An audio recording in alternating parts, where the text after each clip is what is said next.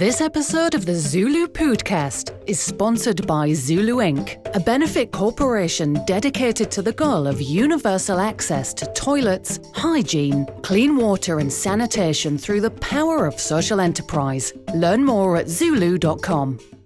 We use the word rags to describe just about anything. Toilet paper, flushable wipes that we... Okay, I was going to say, that was my question. It says plumber approved, but can I actually flush those down the toilet? No, and the plumber should be fired. Okay, everybody heard that? Cannot actually flush those down the toilet. So just because it can go down the toilet, like G.I. Joes and micro machines, it doesn't belong in the sewer.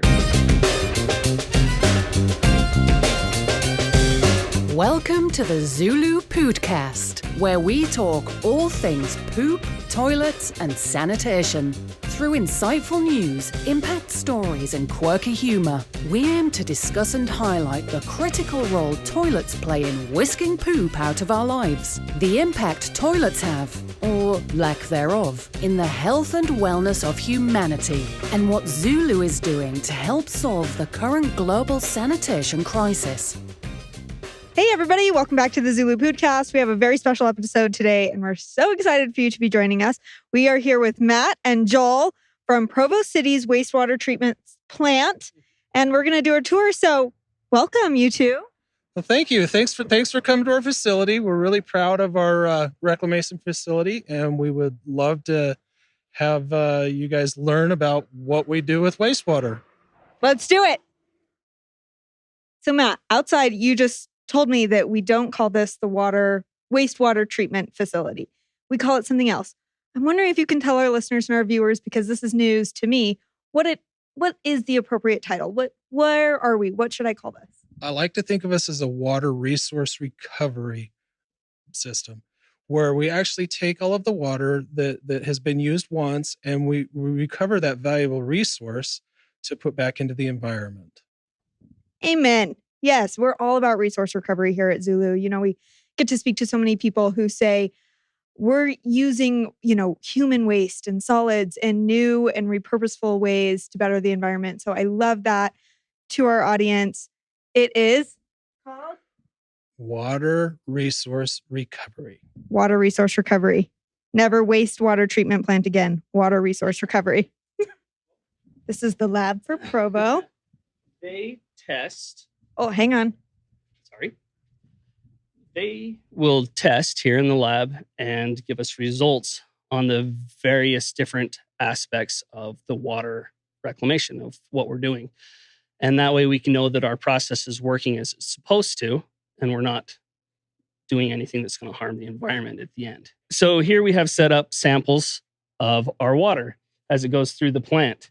We have our influent. This is the water that comes into the plant through our headworks, which is the front of the plant.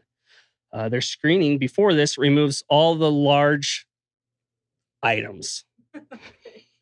Okay, so anything bigger than an eighth of an inch is removed and screened out there. And then it goes and it's treated, and this is our MLSS, our mixed liquor suspended solids. And what's sitting down here is not just the same as you notice it's clear on the top.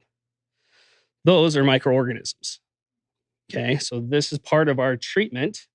And treatment for wastewater is not necessarily making this water clean. That water's not clean. You can't drink it.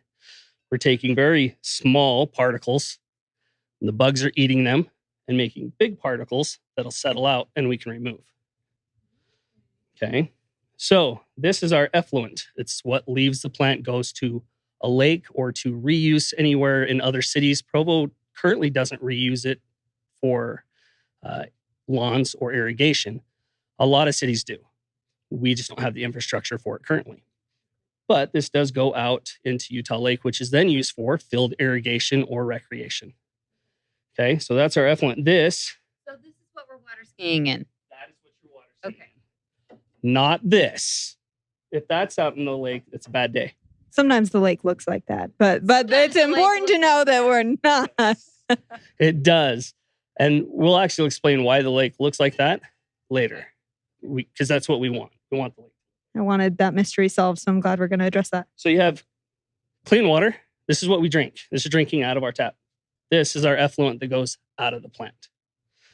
And so there is a difference in hue and color, but essentially the difference is this is disinfected, this is not. This is sanitized, this is disinfected. Sorry, there's a difference. Sanitized, they've killed anything, everything organic. You can drink it, it's not going to make you sick. This we disinfect, so when it goes out into the lake, the pathogens can't grow, they can't get bigger, they can't reproduce. So you'd still get sick if you drink it, but you're not going to die. But when it goes out, it's not going to kill any aquatic life. We take this and just put all of our drinking water straight into the lake. It'll kill all the aquatic life. It'll kill the algae because it has chlorine in it, it has chemicals. This does not.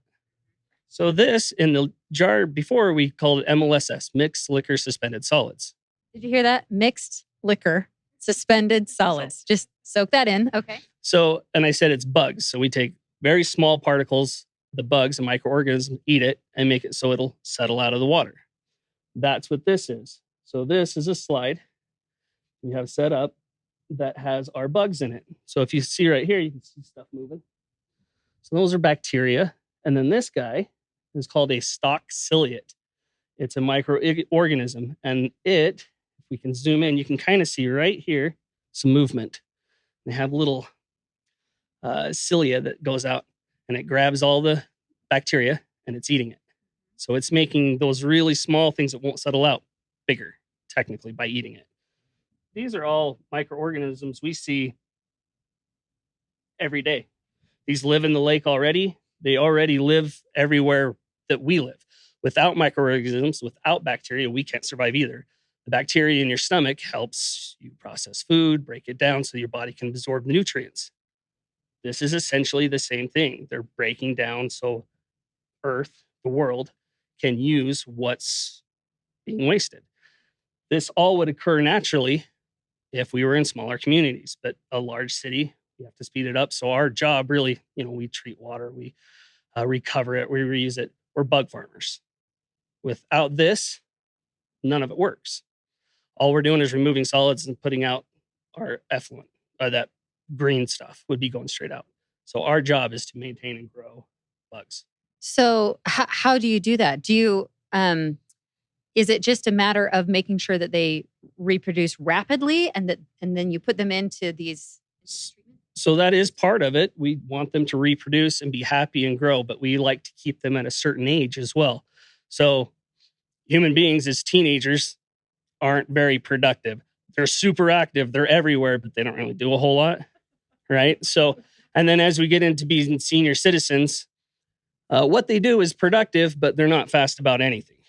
We want that nice little middle-age, 30 to 40-year-old bugs. Shoot, I just passed that prime. Yeah, I am no longer productive. You are less productive than you were yesterday. So anyone who's ever watched Ant-Man movie, or it's really popular now, the tardigrades. So those are an advanced microorganism. We find them in here. If we start finding those, these are Marvel level microorganisms. They are superheroes. It really is. So the tardigrade is the one thing on Earth you can put out into the vacuum of space. It'll dry up, bring it back, put it in water. It's alive. They can survive that. It's cool. They're really cool. But it's old and it's less productive. So we start to waste more and get rid of more to try to bring down that sludge age. This is fascinating. This is one of those things, you flush your toilet and you never really think about it again. But I had no idea that this was all done through bugs and microorganisms. And that's basically, you guys are facilitating this process, speeding it along, and just helping nature do its job. Correct. That's our job, is just to speed up nature's natural process. That's amazing. So here we have a board, a picture. It's just a poster of microorganisms that can be present in wastewater. Now, every plant is going to have a different combination of these, depending on what they're targeting on treating. So we are a nitrifying. Our state limit is based on nitrogen. So we have certain bugs that do that. For me, mostly I pay attention to what you're seeing right through here. So we have amoebas, we have another amoeba. And if we're seeing amoebas and flagellates, we're typically pretty young. Those are young, very complicated organisms. They don't have arms really. The flagellate's this big round ball that has a tail that whips around, and that's how it gets around in the water. As we get older, the ones we're looking for are the stalk ciliates, maybe a few rotifers, and a water bear, or the tardigrade is right here. It's pretty cute. It is cute. And you can see them when they're walking around. They got little legs and they like swim, and you can see them eating stuff. The rotifer has got little legs kicking around, and it opens its mouth and eats a bunch of bacteria. They're really cool to see. Not typically a great sign for our process. It means we're getting that older sludge. Wow. I'm just absorbing all of this because, like, I think we look at this and a lot of people look at this chart and they get a little overwhelmed or even grossed out, freaked out. They're like, oh my gosh, there are microorganisms in me, in what's around me. But to hear it explained this way really takes away the stigma of this is ooey, this is unsanitary, this is not good for me, this could kill me. And the truth is that these can be so helpful. It's just a matter of knowing what they are and how to use them. And that's what you guys are doing. Absolutely. I mean, the world can't exist without this. It just doesn't work. And so all of the little stuff that we never see and that can make us sick also serves a purpose in the real world. Hey, hi, Shelly. Hi, I'm Shelly Turnbow. I run the lab at Provo Water Rec. So take us around the lab. This is your domain, and we want to know all about it. Here's the look of our daily sample load. It might not look like a lot, but we run a lot of tests on each one of those samples. So here we have the raw all the way through the final. And on each one of those containers, we run a multiple of tests. We'll run BOD, TSS, and then we'll run pH, ammonia. And then on some of them, we'll run dissolved oxygen or, for instance, phosphorus or, nitrogen, nitrate, or nitrite. So it just depends on the particular sample and what we need for either the regulation or for the process that's needed. Okay, so just to make sure that I'm clear on all of this, you're running tests on each of these samples to make sure that the end product is something that's healthy for citizens. Yes. Yes. We want our final product to be is safe for you to recreate in, so that the fish can live in, and that is safe for you to swim or play in or stuff like that. We test what comes in and what goes out. And we have regulations that we need to meet. And those are put forth by the EPA. So we need to remove so much of the waste. So I test to make sure that our plant is meeting those regulations. Next, we have process. And I help Joel, who you've previously met, make sure that he's running the plant the best that it can be. By testing throughout the plant, he can make adjustments. And that way, he can adjust and make sure that those bugs are happy so that they can do the work that they need to do. And he can waste more. He can add more air. He can do what he can do to make those bugs the happiest that they are so that they can remove the most waste. Okay, so while we're walking out in the facility, you'll notice over to our left that we are currently under construction.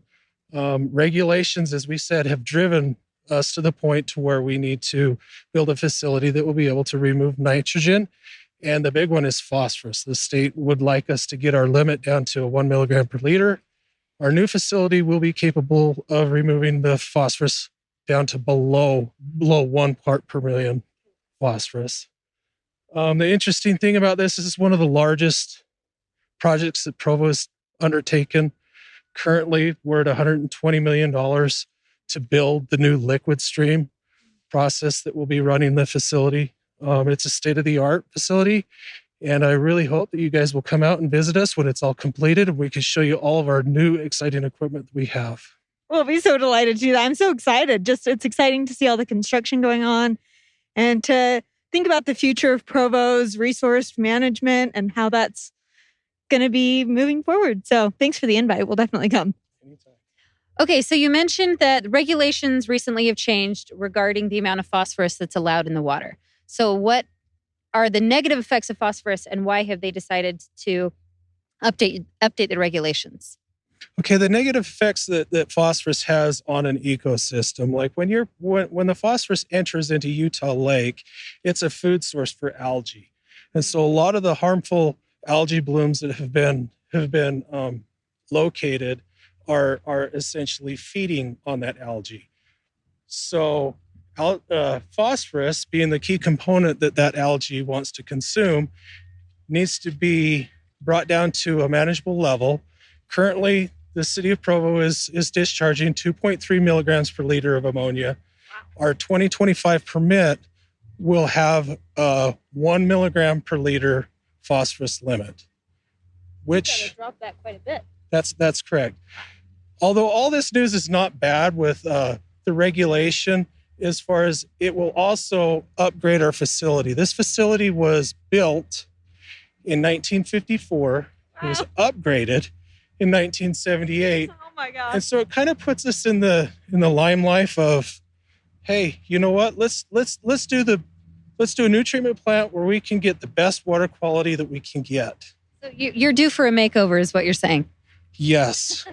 Our operators have done an amazing job with keeping this facility running with equipment that's way past its life expectancy. Further on in the tour, we'll show you some of those pieces of equipment.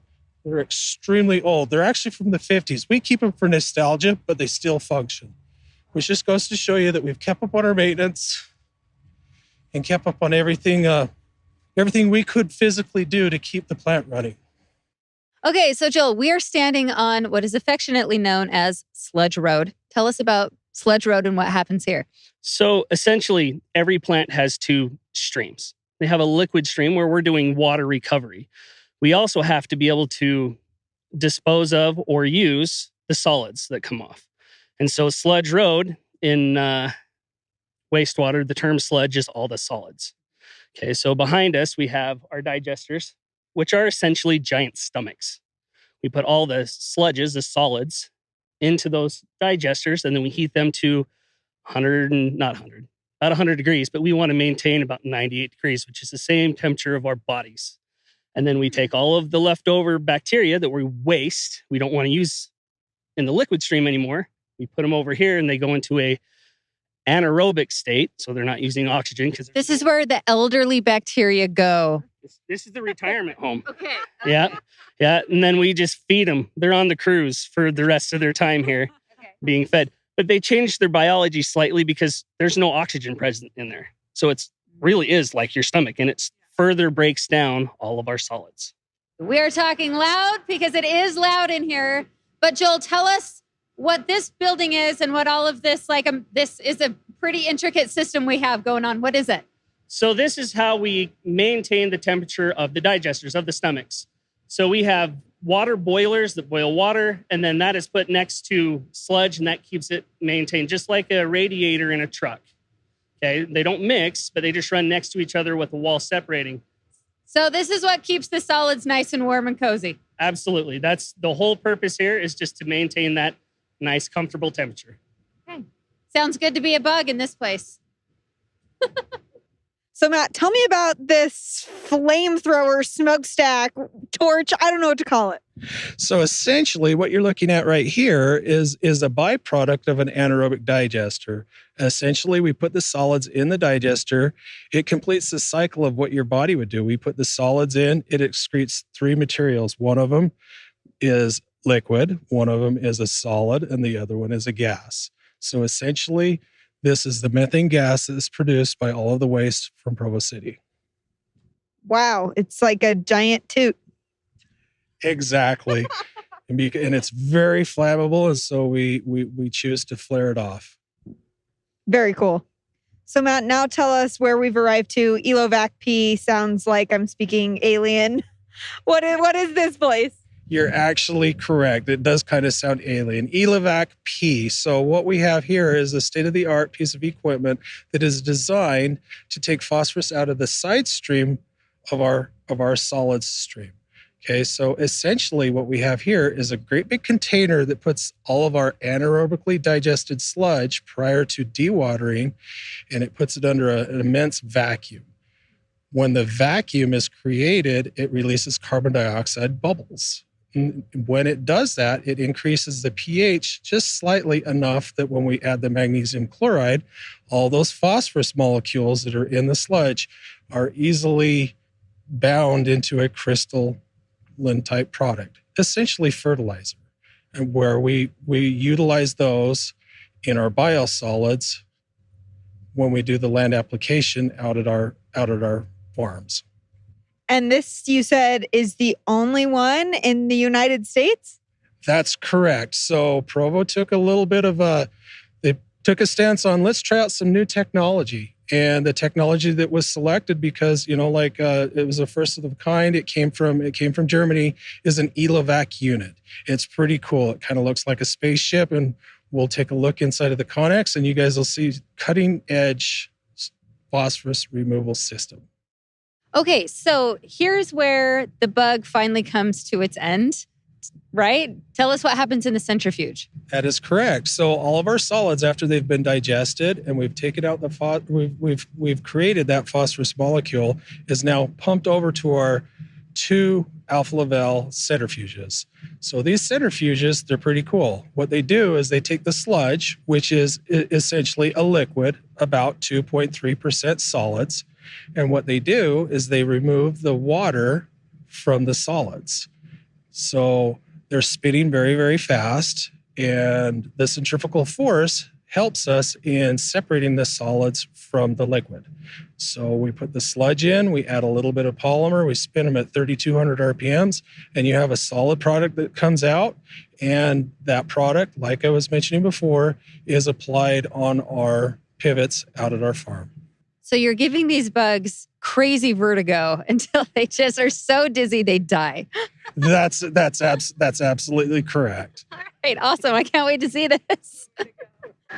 Okay, so here we have some samples after they've already been through this process. That's absolutely correct. So what we have here, this is a centrate. So this is what we call dewatering. We took the sludge, we added the polymer, and we created what's called cake. Cake, that's absolutely correct. So the percent solids on our cake is about 21% solids. The percent solids in our liquid is about 1.3% solids. And our centrate, it's 99% removal rate, so it's a very, very small number.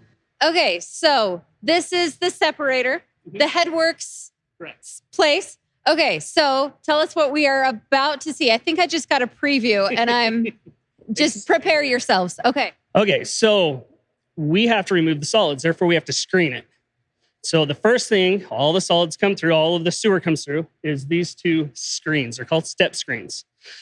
Water flows through them, it catches all the solids, and then it steps up slowly, moves the solids into our conveyors and into this bin. The solids will end up, the screenings, rags, toilet paper, anything you can imagine, pet snakes, goes into this dumpster and goes out to the landfill. The one thing to keep in mind is you notice we do have some fecal matter in there, but it's not as much as you would expect. We actually want to keep that. That's what feeds the bugs. That's the food. If we remove all of it, we can't keep the process running. Okay, so the rags are explain the rags. I'm confused. We use the word rags to describe just about anything. Toilet paper, flushable wipes that we... Okay, I was going to say, that was my question. It says plumber approved, but can I actually flush those down the toilet? No, and the plumber should be fired. Okay, everybody heard that? Cannot actually flush those down the toilet. So just because it can go down the toilet, like G.I. Joes and micro machines, it doesn't belong in the sewer. Those pumps get plugged with all of those flushable wipes. The maintenance cost for Provo City has more than doubled based on flushable wipes. Oh my gosh, that's crazy. And it's a common thing across the board, across the nation, that's an ongoing problem. So just everyone start investing in bidets, and then we won't have this problem. Bidets are awesome. They are awesome. So, and that's where we start. And there's nothing biological about what we're doing right here. This is mechanical screening. We are mechanically removing solids. So I have a question for you, Joel. What is the strangest thing you've seen plug this up or get in the way? So it was, 3 weeks ago, we had this one that was plugged off. And when we pulled it out, it was about an 80-pound blanket with stuff wrapped in it. Yeah. Stuff? We didn't investigate very far. Wait, how did a blanket go down? How? No idea. But we get hard hats. So big construction projects, when they're putting in the sewers, they lose their hard hats. This is where it ends up. We've pulled boots out. We've pulled pet snakes, fish, toys. Oh, the fish. Yeah, I've put fish down the Yeah, toilet. they end up here. I have a lot of off-record questions about other things that should not be flushed down the toilet. We'll save that for later. Okay, Joel, phase 2. Now where are we at? Okay, so all the water's left. We screened the really heavy, big solids out. It comes here to our Effluent plant. So the west side, the one we're going to go in right now, was built in 1954. So this building's 1954.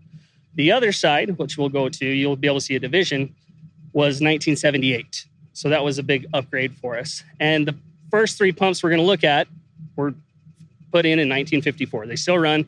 We can still use them if we need to. We just exercise them, and they're cool to look at. Well, that's just, I just have to put in a plug. It's really impressive that the equipment can be that age and still functional and still ready to go. That's pretty impressive. Well done. Well, and it's a constant challenge, and that's why upgrades are pushed, is we can't find parts for these anymore. We just happen to have really good millwrights that can Frankenstein stuff together and keep it running. Love it. Okay, let's check it out. So, where you can see the big doorway that was cut out, this was all built in 1954.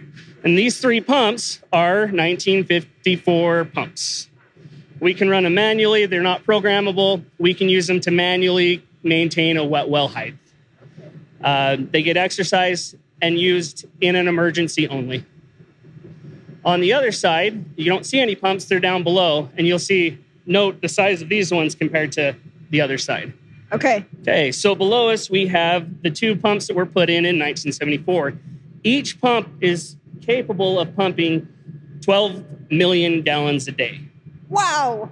And that's what we process. So on occasion, there's 2 pumps running just to make up for our peak flows, but they will handle all the flow coming to the plant the majority of the time. That's super impressive. Has there ever been a time where one's not worked and the other has, and there's been... Yeah, so if you notice throughout the plant, we have open tanks. And if we get big windstorms, we get stuff that'll blow into them. So at one point, we had one of these pumps clear full of a tarp. And so they had to pull it apart and pull the tarp out, which was awesome. Yeah. It was fun. But the other pump kept up the whole time. That's why we have the redundancy that we do, is if we have a problem fail, we're not backing up sewer lines and flooding homes. Always good to have a backup plan. All right, so this tank is called a clarifier, and its purpose is just a sped up settling pond. So those pumps we talked about, they pump the water into here. We slow it down so it's not running out quite so fast. And then any solids, which is the sludge, will drop out. And then we can pump that into the digesters off the bottom of this tank. So one thing to note on this is we have some floating stuff that's usually grease or oil or whatever, and that's skimmed off and we take care of that. But there is 0 organics growing here. There's no weeds, there's no moss, there's nothing. And that's because this is a very unhealthy water at this point. Nothing can live in it. So as we move on, we'll see what the final clarifiers, because we have more of these, at the end look like. And what's the nickname for this? What'd you call it? The Devil's Hot Tub. Sounds about right. It's... No living thing may enter here. No, it's gross. Yeah. So previous to this, everything's mechanical. We've removed solids with screens and with arms, and we've let it settle out, and we've pumped it. Now we get into where we have our microbiology. And this is the the cool part. This is the science fiction stuff. Awesome. I love it. Let's see it. Hey. Wow. I just got transported to some tropical farm system. I don't know what I'm looking at, but it's dreamy. Chocolate milk. So the effluent that we saw in those tanks, the watercolor was kind of green, right? So now the watercolor here is brown, and the brown is actually our microorganisms. So it's called activated sludge.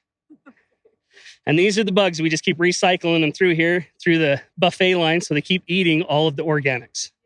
So this is going to sound like a silly question to ask, because maybe maybe it doesn't matter. But I'm getting a certain smell. And what is that? So if you notice, it doesn't smell like sewer. Yeah, it's not stinky. It's kind of good. It's earthy. It's earthy. Good way to describe it, Jocelyn. That's your microorganisms. That's the flock. That's the bugs.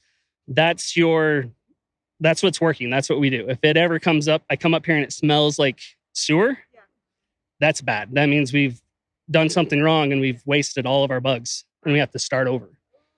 And that's not. Is the water warm? It is. Can we get in it? No. This is not like what is that? Not the devil's hot tub? Oh, it's not the hot springs? No, it's not the hot springs. You can't go take a dive, Joss. Okay, sweet. Is there a season? I mean, Utah has every season. So how does management of this look throughout the seasons? Is it just keeping the water temperature certain ways, or are there other things that you do? So in the basins itself, we don't really have temperature control. So the way we have to control is, the bugs are just like us. If it's cold, they move slower. So we have to adjust our process accordingly. When it hits summertime, they take off and go crazy. But we live in a college town. So in the summer, we have fewer people here. So our load, so the organics coming in, the fecal matter coming in, is lower. So we actually end up keeping a lower surplus of bugs. I would have thought they'd be making more love in the summer, but I guess that makes sense. Okay, so obviously there's a lot less liquid in here, and the color's very different. So what's going on in this tank? So this tank, we have pulled it down, we've done our maintenance on it, and it is just offline, ready to use if we need it. It's our redundancy right now. And we keep the water in it on purpose. Now, this is our effluent water. So this is our finished product. We pump it back in, and that just keeps all the PVC pipe in the bottom of it and the air diffusers from breaking down from the UV that we get here in Utah. And you can see it's pretty well distributed, but you can see how deep these tanks are and how much water we're holding in each one now. Yeah, it was a little deceptive in these other ones. I had no idea how deep these were. Yeah, they're very deep. And we have the capability of how many gallons a tank, Matt? 1.69 million gallons per basin. Per basin. And we have 4 basins. Math people, that's a lot. There you go. In here, we have 4 different blowers. And one of them runs 24/7, and it feeds all of our air to the bugs. We have the ability to run any one of them, and the smaller ones will run usually during summer when it's easier to push air out there and we have less of a load. It's lower flows. This is kind of our lifeblood. If this dies, or if our wasting dies, where we're recycling the bugs and getting rid of the bugs we don't want, then we can't treat. We can't do, all we're doing then is filtering. And right now, the aeration basins that we're just at, that's how we treat the wastewater, how we get it so we can recover the water and make it usable again. And that doesn't happen often, that these go out or that the waste system also gives out. Because I've never in my lifetime of living in Provo had a backup or anything like that. Yeah, and backups happen when the collection system gets clogged with grease or whatever. But as far as us causing it with the plant failing, I don't know that has ever happened. And yay, we're not doing our job. We have guys here. We have 11 operators, and they check every piece of equipment 6 times a day to verify that it's running the way it's supposed to. So this is a good reason to thank your water resource management folks, personnel, because they're doing an amazing job. Absolutely. We've got the best crew ever here at Provo. They're amazing guys. And they're here night and day, This plant has not got somebody in here for 6 hours a day. Otherwise, someone is here. Weekends, holidays, Christmas, it's here, it's covered. And there's a lot of times when something goes wrong, we're all down here at 2 a.m. making sure it's running. Just feel so much gratitude. That's awesome. Thanks, Joel. Okay, so this is the clarifier. Do I have that right? Correct. This is our final or secondary clarifiers. So after it comes out of those basins, it pumps into here, all of the RAS, the microorganisms, settle out. And then we put our clean water through these weirs. And if you notice, we have algae growth here. And this is one of our big hassles too now. Now that we have a healthy environment, we have to manage our algae. So it's white because we've come through and chlorinated just to do housekeeping to clean it and get rid of that. Otherwise, it can cause problems with us. So, Matt, show us what this is. Tertiary filter. Let me come to your other side so you can kind of point and show us. Okay, so here at Provo, we were really lucky in the 1978 edition.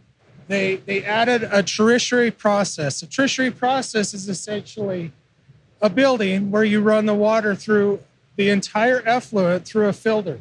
So in the top section right here, we have anthracite. And as the water's pumped in through the top, it works like a filter. All of the solids settle out.